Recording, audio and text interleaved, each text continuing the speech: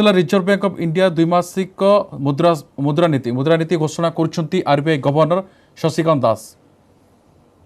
Since mid-January 2021, the 14-day variable rate reverse repo, that is the 14-day VRRR auctions, have been deployed as the main instrument under the liquidity management framework.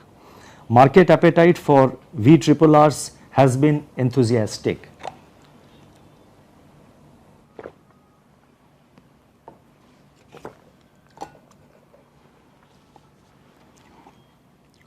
Moreover, the higher remuneration which VRRR offers vis-a-vis the fixed rate reverse repo is also rendering the VRRR relatively attractive.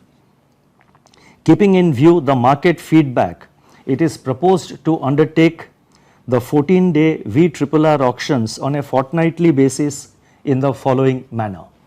Rupees 4 lakh crore today as already notified, rupees 4.5 lakh crore on October 22nd, rupees 5 lakh crore on November 3rd, rupees 5.5 lakh crore on November 18th, and rupees 6 lakh crore on December 3rd.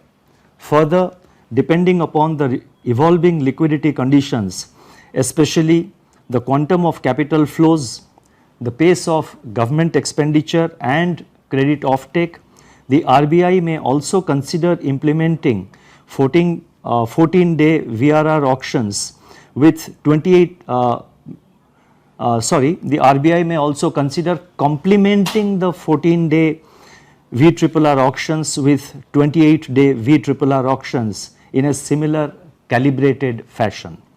The Reserve Bank also retains the flexibility to conduct fine-tuning operations of varying amounts as and when required. Even with all these operations, I repeat, even with all these operations, the liquidity absorbed under the fixed rate reverse repo would still be around rupees 2 to 3 lakh crore in the first week of December. Now let me pause here and just stress and highlight some of the key takeaways of what I have said. First, we are providing a calendar for liquidity, for the VRRR auctions alone, for the 14-day VRRR auctions alone. The calendar is only for that segment of our liquidity management. And the rest of it, that is whether it is fine tuning or if and when we think of 28 days, they are not predetermined and they will depend on the evolving liquidity situation. That's the first point. Second point, the entire exercise is based on our assessment of the liquidity conditions and the outlook in consultation with market participants and other stakeholders of the economy. So it's not a unilateral action. There has been considerable amount of dialogue and discussion between the Reserve Bank and the market participants. Third, the entire exercise is optional. In fact, in a manner of speaking, in the VRRR, although V stands for variable, we could say that V would also represent voluntary. It's voluntary, it is optional, there is no compulsion on the banks to put any amount, a particular amount of liquidity under this window. Fourth, our entire approach is one of gradualism. We don't want suddenness, we don't want surprises, it's one of gradualism.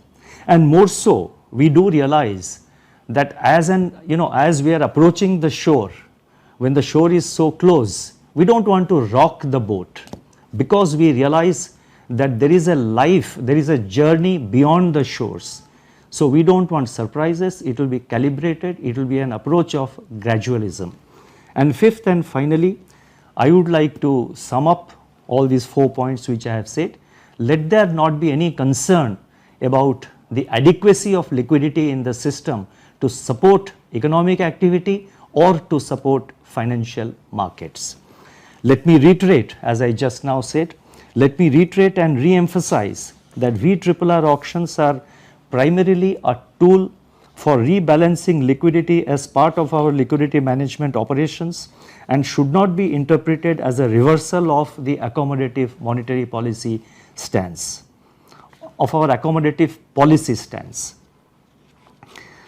The Reserve Bank will ensure that there is adequate liquidity, as I just now mentioned. The Reserve Bank will ensure that there is adequate liquidity to support the process of economic recovery. The Reserve Bank will continue to support the market in ensuring an orderly completion of the borrowing program of the government. And further,